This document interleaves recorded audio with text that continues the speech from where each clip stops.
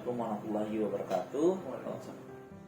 Izin di sini saya mau perkenalkan diri terlebih dahulu. Perkenalkan, nama saya Reski Wibowo. Saya sedang menempuh pendidikan terkait di BINUS Learning Online terkait jurusan Engineering Industri. Di sini saya dengan Perkenalkan, nama saya Mas Saiful Bahri ya, salah satu karyawan di perusahaan pertambangan di Indonesia. Oke, makasih Mas Saiful terkait waktunya untuk interview terkait kelayakan pekerja dan ekonomi tumbuh. Jadi di sini kita akan yang pertama ya Mas Saiful, di sini saya akan menanyakan apa yang Anda pahami mengenai SDG nomor 8, yaitu tentang kelayakan pekerja dan ekonomi tumbuh, Mas Saiful. Oke.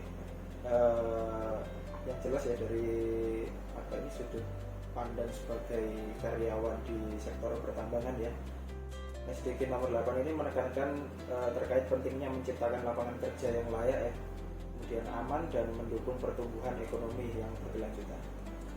Di industri sendiri ya, ini berarti memastikan para pekerja memiliki standar keselamatan kerja ya yang tinggi, kemudian upah yang sesuai dengan pekerjaannya, serta kesempatan untuk berkembang melalui pelatihan dan training pengembangan keterampilan. Oh, jadi dari sudut pandang Mas Saiful terkait kelayakan pekerjaan dan ekonomi tumbuh, yaitu pastinya keselamatan di pertambangan, lalu juga kelayakan ya, upah ya.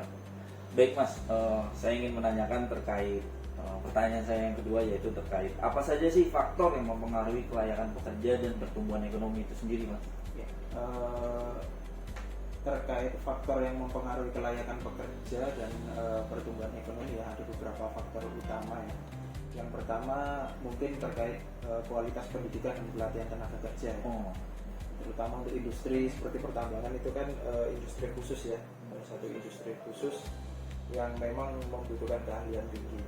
Kemudian yang kedua mungkin terkait keselamatan dan kesehatan kerja ya, di mana perusahaan pertambangan itu adalah aktivitas pekerjaan beresiko paling tinggi kedua ya setelah penerbangan. Jadi memang keselamatan dan kesehatan kerja ini kita pantau betul-betul. Kemudian yang ketiga terkait infrastruktur dan teknologi ya. Kemudian yang keempat terkait kebijakan pemerintah ya, kebijakan pemerintah terkait investasi dan regulasi industri ekstraktif ya. Karena memang izin-izin di pertambangan itu sangat banyak, sulit ya, sangat sulit dan sangat banyak. Jadi memang harus diperhatikan betul-betul. Kemudian yang terakhir terkait stabilitas harga komoditas ya. Karena memang hasil pertambangan ini ya lumayan bergengsi lah ya, hasil pertambangan ini kan Luar biasa. memang harus diperhatikan stabilitas harga komoditas. Siap, mantap jawabannya Mas Saiful. Lalu ini Mas, ada pertanyaan ketiga, yaitu saya ingin menanyakan, menurut Mas Saiful, apakah SDG nomor 8 ini selaras dengan cita-cita Indonesia, yaitu Indonesia Emas di 2045? Selaras atau enggaknya yang pasti sangat selaras ya, karena industri pertambangan itu merupakan salah satu pilar penopang ekonomi nasional. Jadi jika dikelola dengan baik ya, insya Allah ekonomi Indonesia juga akan membaik dan berkelanjutan. Sektor ini dapat menciptakan banyak lapangan pekerjaan lah ya, terutama di area-area ya mungkin jauh dari perkotaan ya, karena memang umumnya tambang itu Di dalam hutan. di dalam hutan-hutan. Oke. Berarti bisa menyentuh sektor-sektor dalam lah ya. Nah ini Mas, lanjut ke pertanyaan selanjutnya, yaitu bagaimana pendapat Anda Mas Saiful mengenai visi Indonesia Emas pada tahun 2045 itu Mas Saiful? Ya pastinya Indonesia Emas ini harapan yang besar ya, yang harus didukung dari semua sektor ya, termasuk dari industri pertambangan sendiri. Ya, kalau saya lihat ya, ini momen penting untuk Indonesia menjadi negara yang maju dan mandiri. Karena di dunia pertambangan sendiri ya saat ini masih banyak keterbatasan yang mungkin next harus kita kejar ya, seperti apa ini, untuk mengekstrak mineral tambang itu juga masih terbatas ya. Beberapa jenis saja yang bisa kita ekstrak secara mandiri, itu mungkin bisa jadi next step nanti pembelajaran buat kita. Jadi kita ngolah sendiri gitu ya Mas Saiful ya. Baik.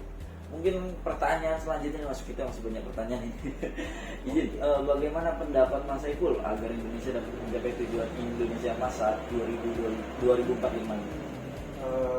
Yang jelas ya, yang inti itu terkait SDM ya, karena memang apa ini banyak sekali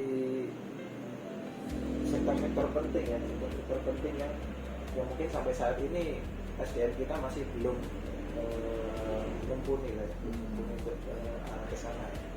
Itu harus jadi apa ini, Pembelajaran perhatian khusus ya, khusus. harus jadi perhatian khusus pemerintah terkait SDM.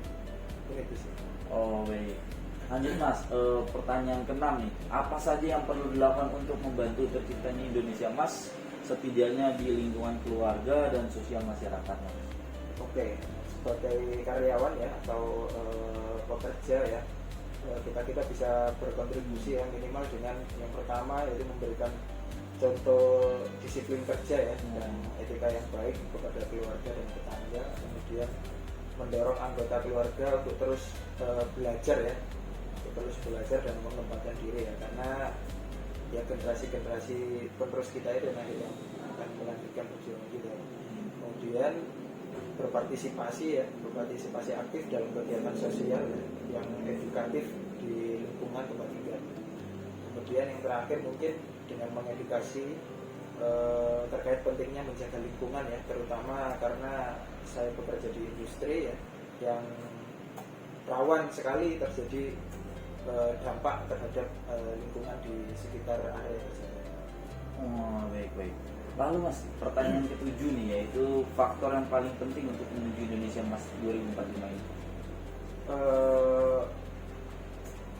Kembali lagi ya, menurut saya yang terpenting ya terkait pengembangan SDM atau sumber daya manusia itu sendiri.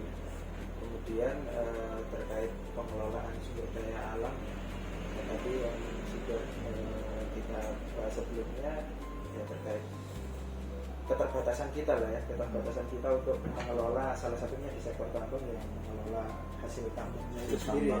Karena nggak semua hasil tambang di Indonesia ini bisa kita kelola secara. Baik. Pertanyaan terakhir nih Mas, harapan Mas Saiful terkait kelayakan pekerja dan pertumbuhan ekonomi itu sendiri. Oke, ya.